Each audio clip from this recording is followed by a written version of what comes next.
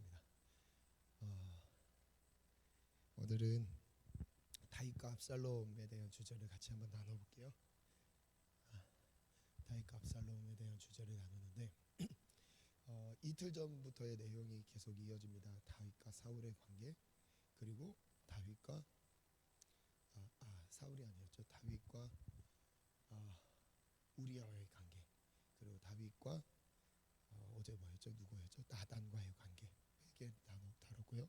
오늘은 다윗과 압살롬의 관계 안에서 인내를 주제로 한번 볼게요. 하나님의 말씀 사무엘하 15장 1절로 14절까지를 한번 보겠습니다. 사무엘하 15장 1절로 14절까지인데요. 한 절씩 교독할게요. 그 후에 압살롬이 자기를 위하여 병거와 말들을 준비하고 호위병 50명을 그 앞에 세우니라.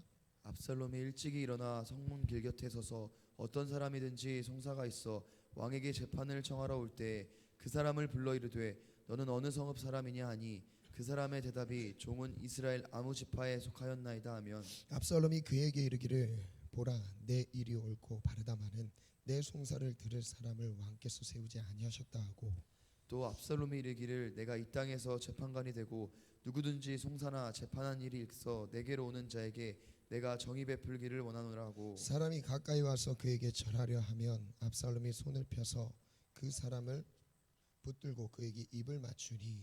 이스라엘 무리 중에 왕께 재판을 청하러 오는 자들마다 압살롬의 행함이 이와 같아서 이스라엘 사람의 마음을 압살롬이 훔치니라. 정말 중요한 대목이 나옵니다. 6절에 보니까 마지막 부분 이스라엘 사람의 마음을 압살롬이 훔치니라 라는 표현이 나오죠. 이스라엘 사람들의 마음이 어디로 가야 되죠? 다윗과 연결되어야 되죠. 그런데 이 중간 사이를 끊어놨어요. 누가요? 이 압살롬이라는 아들이. 그렇습니다. 왕자이지만 참 음흉한 꾀를 부리고 있습니다. 이스라엘 사람의 마음을 압살롬이 훔치니라. 그러니까 자기가 계속 막 아량을 베푸는 겁니다. 여러 가지 아량. 그 질서에 따르는 게 아니라 자기만의 그 아량을 베풀면서 자기 사람을 막 만드는 거예요. 이 압살롬이 그랬어요. 그 뒤에 또 한번 볼게요. 4년 만에 압살롬이 왕께 아뢰되 내가 여호와께 서원한 것이 있사오니 청하건대 내가 헤브론에 가서 그 서원을 이루게 하소서. 당신의 종이 아람 구술에 있을 때 서원하기를 만일 여호와께서 반드시 나를 예루살렘으로 돌아가게 하시면 내가 여호와를 섬기리이다 하였나이다. 왕이 그에게 이르되 평안히 가라 하니 그가 일어나 헤브론으로 가니라.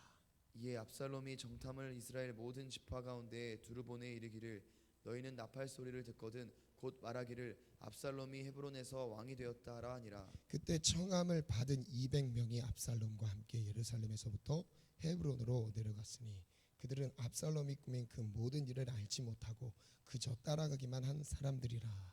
제사 드릴 때에 압살롬이 사람을 보내 다윗의 모사 길로 사람 아히도벨을 그의 성읍 길로에서 청하여 온지라. 반역하는 일이 커가매 압살롬에게로 돌아오는 백성이 많아지니라. 저를 여기 12절 끝 부분도 보니까 반역하는 일이 커갑니다. 압살롬이 쿠데타를 일으키죠. 그래서 백성의 마음이 다윗이 왕임에도 불구하고 다윗과 연결되었던 사람들이 끊어지기 시작합니다. 그리고 압살롬에게로 많은 백성들이 모이기 시작해요. 압살롬은 참 인기 있는 사람이었습니다. 그리고 이 다윗의 아들들 중에서도 가장 으뜸이 될 만큼 손색이 없는 사람이었어요. 흠이 없었습니다. 아주 괜찮은 사람이었어요. 그리고 또 볼게요. 전령이 다윗에게 와서 말하되 이스라엘의 인심이 다 압살롬에게로 돌아갔나이다 한지라. 함께 있는 그의 모든 신하들에게 이르되 일어나 도망하자. 그렇지 아니하면 우리 중 한 사람도 압살롬에게서 피하지 못하리라. 빨리 가자. 두렵건대 그가 우리를 급히 따라와 우리를 해하고 칼날로 성읍을 칠까 하노라. 아멘.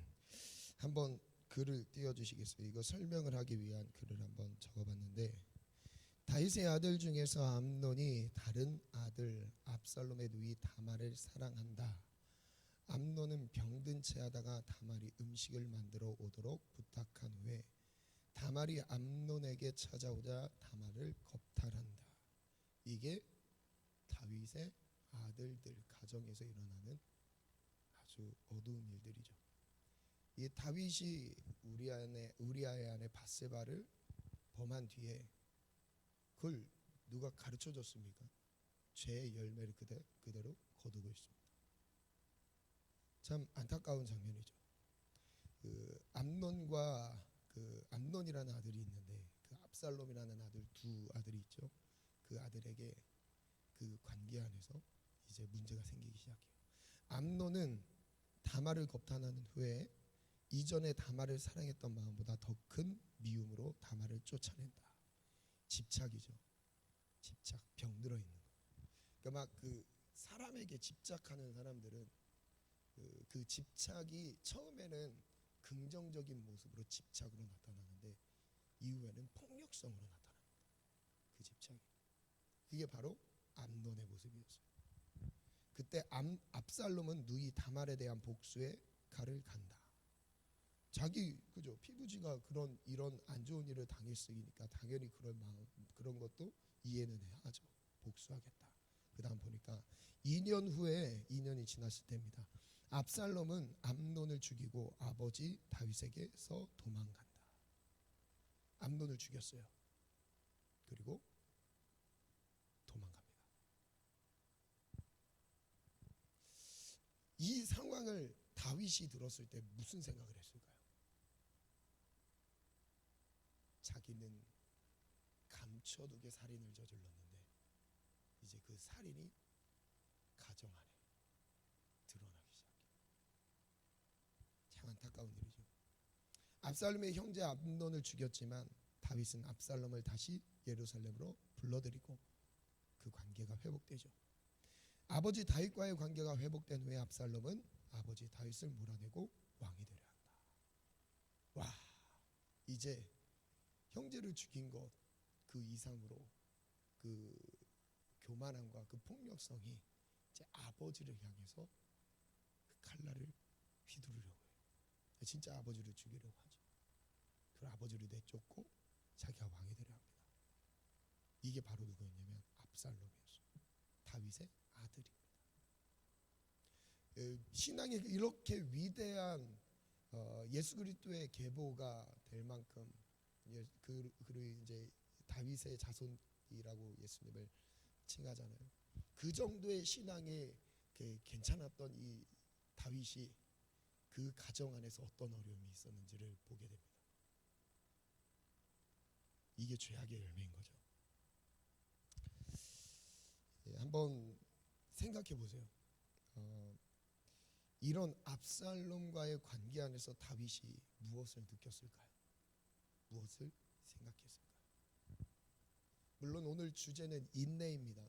근데 어제 마지막 분 다뤘던 게 하나님의 죄사함, 회개를 통한 죄사함이 있습니다. 그런 다음 죄사함으로 끝나는 게 아니라 그 죄의 열매는 그 쓴뿌리는 결국 열매를 맺게 된다는 거죠. 어쩌면 우리가 이럴 수 있습니다. 하나님, 저는 지금 기도해도 안 되고 있어요. 너무 답답합니다. 기도해도 되는 게 없어요. 왜 기도해도 나아지는 게 없죠? 저 주님 붙잡고 열심히 일상생활 해보려고 하는데 잘 환경이 변하지 않습니다. 이런 안타까운 하소연을 하시는 분들이 많이 있습니다. 그리고 그런 거에 대한 의문을 갖고 있는 지체들이 많아요. 그런데요, 죄의 열매는 죄사함과 별개의 문제인 거예요. 그래서 그 죄의 열매를 우리가 피할 수 없다는 것을 깨닫고 그 다음 미래를 어떻게 준비해야 되는지에 긴장감 가운데서 깨어 있어야 되는 거죠. 다윗이 그 죄 쓴 열매를 거두게 될 때 어떤 마음이었을까요? 생각해 보세요. 그 죄의 열매를 피할 수 없는 그 상황에서 상황마다 자기가 했던 짓이 생각나는 거예요. 우리아를 죽였던 게 생각나고, 밧세바를 범했던 게 생각나고, 거짓말했던 게 또 생각나고, 그 안에서 죄의 열매들이 계속 거침없이 뭐 이거 터졌다가 그거 정리되니까 또 터지고, 이거 정리되니까 또 터지고, 쉴 수 없습니다. 쉴 수 없어요. 우리의 인생이 어쩌면 이 압살롬과의 다윗과의 관계 안에서 이게 압살롬은 무엇을 상징하냐면요, 죄의 열매를 상징합니다. 그 죄의 열매. 우리아를 죽인 이후에 나타나는 죄의 열매들. 여러분, 하나님이 의로운 사람을 얼만큼 아끼시냐면요, 다윗에게 이것을, 죄의 열매를 그대로 거두게 할 만큼 우리 아이의 삶을 귀하게 여기셨다. 여러분 한 명 한 명의 의롭게 하나님 앞에서 인내하며 말씀 중심의 삶을 살며 핍박을 받아도 하나님 왜 불공평하냐고 여러분 원망할 필요가 없어요. 왜냐하면 하나님의 수준으로 다 갚으십니다. 그냥 우린 뭐 하면 돼요? 인내하면 돼요. 고난을 당하면 고난 가운데서 인내하면 되는 것이고요, 그 오해가 생기면 오해를 당하는 가운데서 인내하면 되는 것이고요, 때로는 피치 못할 죄의 열매 때문에, 죄의 쓴 이 열매 때문에 고통을 당하는 상황 속에서도 우리는 인내하셔야 돼요. 다윗이 그 상황에서 신앙을 포기했습니까? 포기하지 않아요. 저는 왕의 자격이 없습니다 하고 왕의 자격에서 내려갑니까? 그렇지 않아요. 그걸 보면서 미래를 생각하는 거예요. 어떻게 뿌려야 되는지, 어떻게 심어야 되는지를 생각하는 거예요. 이게 우리의 믿음입니다.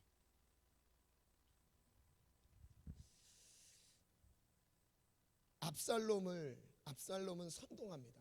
많은 사람들을 현혹시키죠. 선동해요. 그런데 이 선동하는 가운데 대부분의 사람들이 반응을 합니다. 따라가요. 우리는 이 상황이었다면 압살롬을 따랐을까요? 다윗을 따랐을까요? 고민해 보세요. 저는 이 청년의 때가 왜 귀하냐면요, 청년의 때 새벽을 깨우자 저는 이 필요성을 정말 많이 느끼고 있었어요. 그런데 우리 교회에 딱 왔을 때 담임 목사님, 지금 이제 김종진 목사님, 담임 목사님께서 새벽에 대해 강조하는 걸 보고 너무 좋았습니다. 왜냐면요, 지금은 뿌리는 시기예요. 여러분 정말 명심하십시오. 지금은 뿌리는 시기예요. 지금 내가 죄의 열매를 거두는 것 같아도요, 그 거두는 건 얼마 아닙니다. 조금만 더 인내하세요. 지금 뿌리는 게 장차 10년 뒤 20년 뒤 우리 인생을 좌우해요. 그래서 인내함으로 뿌리셔야 돼요. 그래서 진짜 고귀한 시간이 새벽 시간입니다. 어떻게 하면 더 일찍 깨워서 하나님과 더 친밀한 관계를 가질까, 이걸 놓고 고민하시면서 이 몸을 막 교회로 막 데리고 나오시길 바래요. 아멘. 아멘. 아멘. 지금 죄의 열매를 거둔다고 해도 지금은 그리 크지 않아요. 지금은 그리 크지 않습니다.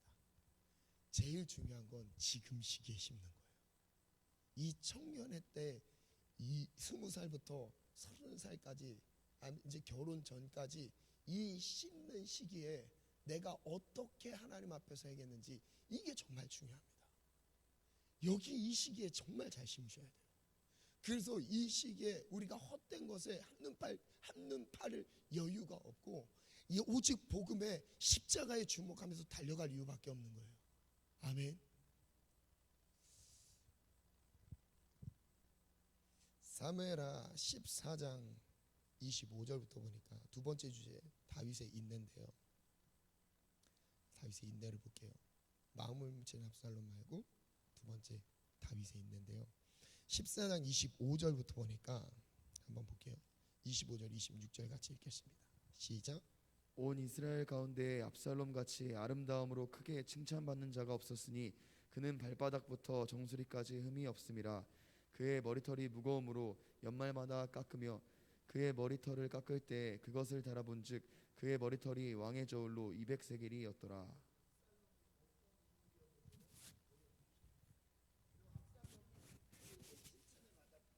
크게 칭찬을 받았던 사람입니다. 아주 대단한 인물입니다. 그리고 외모로도 출중했어요. 아주 괜찮지 않습니까? 25절에 보니까 이 아름다움으로 크게 칭찬받는 자가 없었으니 발바닥부터 정수리까지 흠없는 사람, 완벽주의의 성향이 있지 않았을까 좀 생각을 해보는데, 흠이 없을 만큼 자기 관리 철저하게 하는 사람. 미래에 대한 계산이 정확한 사람. 누구예요? 압살롬. 26절 그의 머리털의 무게 숱이 많은 거죠. 이게 그때의 아름다움을 상징하거든요. 왕의 저울로 200세겔이었더라. 200세겔이었습니다. 그리고 18장으로 한번 넘어가 볼게요. 9절로 가볼게요. 18장 9절. 9절에서 11절인데요. 함께 읽습니다. 시작. 압살롬이 다윗의 부하들과 마주치니라. 압살롬이 노새를 탔는데 그 노새가 큰 상수리 나무 번성한 가지 아래로 지날 때에 압살롬의 머리가 그 상수리 나무에 걸림에 그가 공중과 그 땅 사이에 달리고 그가 그 아래로 빠져간지라. 9절을 제가 세 번역으로 한번 읽어볼게요. 압살롬이 어쩌다가 다윗의 부하들과 마주쳤다. 압살롬은 노새를 타고 있었는데 그 노새가 큰 상수리의 울창한 가지 밑으로 달려갈 때에 그의 머리채가 상수리 나무에 휘감기는 바람에 그는 공중에 매달리고 그가 타고 있던 노새는 빠져나갔다. 그냥 머리털이 엉키면서 나무에 매달려 있는 상태인 겁니다. 그럼 노새는 빠져나갔어요. 한번 사진 띄워주실래요? 사진을 인터넷에서 한번 검색해 보니까 이런 사진이 나오더라고요. 사진 준비됐나요? 네. 지금 이제 다윗을 피해서 가다가 도망가다가 이제 일에 됐어요. 탁 나무에 매달리는 상황입니다. 여러분 참 재밌는 거는 자기의 아름다움을 상징하는 것을 조금 전에 14장 25절 26절에서 읽었던 부분이죠. 가장 아름답게 칭찬을 받았고 그 머리털의 무게가 200세겔이 될 만큼 아주 아름답고 흠이 없는 사람입니다. 이렇게 소개했는데 그 흠이 없는 것으로 넘어집니다. 그 나무에 걸려서 죽게 돼요. 하나님 무슨 메시지를 우리에게 주시는 것 같아요? 됐어요.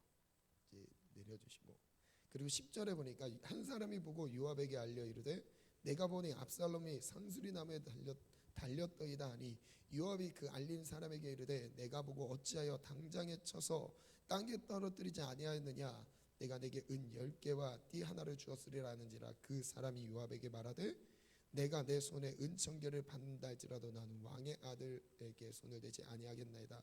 우리가 들었거니와 왕이 당신의 아비새와 이때에게 명령하여 이르시기를 삼가 누구든지 젊은 압살롬을 하지 말라 하셨느니라. 근데 어떻게 되죠? 14절로 넘어가 볼까요? 14절 요압이 이르되 나는 너와 같이 지체할 수 없다 하고 손에 작은 창 셋을 가지고 가서 상수리 나무 가운데서 아직 살아있는 압살롬의 심장을 찌르니 요압의 무기를 든 청년 10명이 압살롬을 에워싸고 쳐 죽이니라. 압살롬의 마지막은 어떻게 되죠? 비참하죠.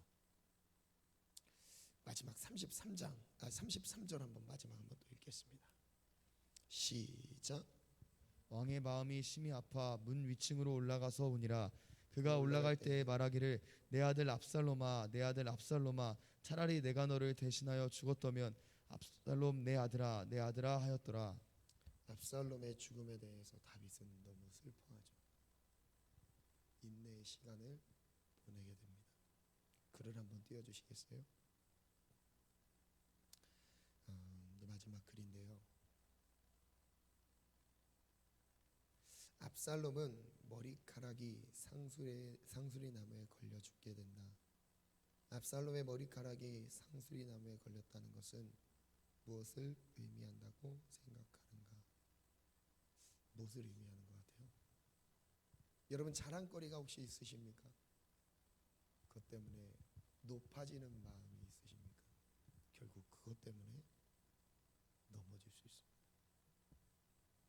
그것 때문에 칭찬을 받고 그것 때문에 아름다움의 상징이 되는 그것 때문에 그 교만으로 넘어질 수 있습니다.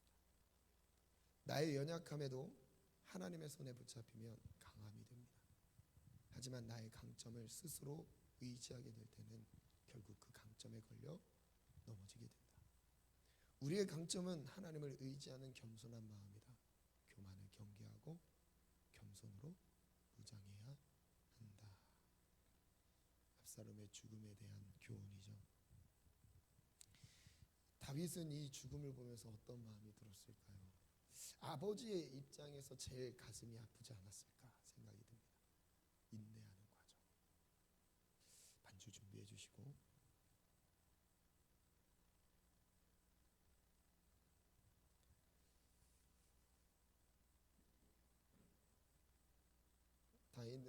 우리 인내에는 여러 종류의 인내가 있습니다. 물론 하나님이 그 인내의 시간을 겪게 하시면서 그 씨를 뿌리고 그거에 대한 기다림의 시간, 열매를 거둘 때까지의 기다림의 시간을 인내라고도 합니다. 또 인내라는 것은 감춰져 있는 시간이죠. 드러나지 않는 시간. 그리고 또 저는 오늘은 조금 부정적인 측면에서의 인내이지만 이 인내도 우리에게 필요하지 않을까 생각이 들어요. 죄의 열매가 내 삶 속에서 드러나게 되었을 때 물론 우리가 선한 일을 그 선한 열매를 거두기 위한 인내가 필요합니다. 정말 그 인내가 정말 건강한 인내죠. 그러나 때로는 현재 과거에 뿌렸던 죄의 열매를 거두게 되는 피하지 못할 만큼의 어려운 상황을 겪게 되는 경우들이 있습니다. 누구처럼요? 지금 압살롬의 관계 가운데서의 다윗처럼요. 그런데 이때 인내도 필요해요. 죄악의 열매가 드러났다고 해서 그 안에서의 좌절과 절망 가운데서 삶을 포기하고 신앙을 접고 이런 것이 아닙니다. 오히려 그 열매가 지금 이 땅에 존재하고 있을 때 나타난 것이 감사한 것이죠. 여러분 그 열매가 만약에 이 땅 가운데 나타나지 않는다면 그 열매는 어디서 거두게 될까요? 죽음 이후에 거두게 되는 거 아닐까요? 지금 우리가 그 쓴 열매를 보면서 또한 인내할 수 있는 거예요. 왜냐하면 그 열매를 통해서 우리가 이제 하나님 앞에 선한 것을 뿌리고 하나님의 일하심을 하나님을 두려움으로 살아가야 된다는 것을 인식하게 되는 거죠. 오늘은 한번 그것을 떠올려 보셨으면 좋겠어요. 내 삶 속에 지금 선한 열매 외에 잘못된 열매들이 나의 삶을 괴롭히는 것들이 혹시 있으십니까? 여러분 그때도 인내하시길 바랍니다. 하나님이 만약에 우리의 삶을 포기하셨다면, 다윗의 삶을 포기하셨다면 하나님은 다윗을 여기에 그 인내하는 이 순간이 아니라 아예 죄사함의 은혜조차도 허락하지 않았을 것입니다. 그러나 하나님은 다윗을 사랑하셨어요. 그리고 사랑하셔서 그 죄악의 열매를 직면하게 하시며 이제 앞으로의 선한 열매를 기대하게 하시는 것이죠. 오늘 우리의 인생 가운데서 쓴 열매를 지금 거둔다고 생각하십니까? 아닙니다. 그건 지금 현재로서는 맞을 수 있지만 아직 우리의 인생은 끝나지 않았어요. 지금 청년입니다. 청년, 씨를 심어야 되는 청년입니다. 이 청년의 때에 여러분 인내함으로 죄악에 대한 열매도 역시 인내함으로 여러분 하나님 앞에 견디시길 바랍니다. 그리고 앞으로 우리가 믿음의 선한 열매들을 기대하는 마음으로 선한 씨를 뿌리시기를 축복합니다. 하나님 앞에 믿음의 씨를 뿌리시기를 축복합니다. 지금 뿌려도 잘 안 된다고 생각하십니까? 이것은 이유는 이전에 뿌렸던 열매 때문에 그렇습니다. 이전에 뿌렸던 안 좋게 뿌렸던 삶의 열매들 때문에 지금 우리가 고통 가운데서 인내해야 되는 시간을 보내게 되는 것이죠. 여러분 오늘 우리 다시 한번 도전합니다. 다시 한번 일어납시다. 우리가 인내하는 시간에 하나님이 죄악의 열매를 직면하는 순간에 하나님 우리가 포기하지 않게 하시고 하나님이 인내하게 하셔서 하나님 내게 사실 다시 소망을 말씀하시며 그 다음을 준비하게 하시는 하나님 그 길로 들어서게 도와주시옵소서. 하나님 지금 나에게 선한 열매를 위해 뿌리라고 말씀하시는, 선한 열매를 위해 심으라고 말씀하시는 주의 음성에 반응하게 도와주시옵소서. 하나님 우리가 인내하게 도와주시옵소서. 우리 다 같이 주님 세 번 찾고 기도합니다. 주여, 주여.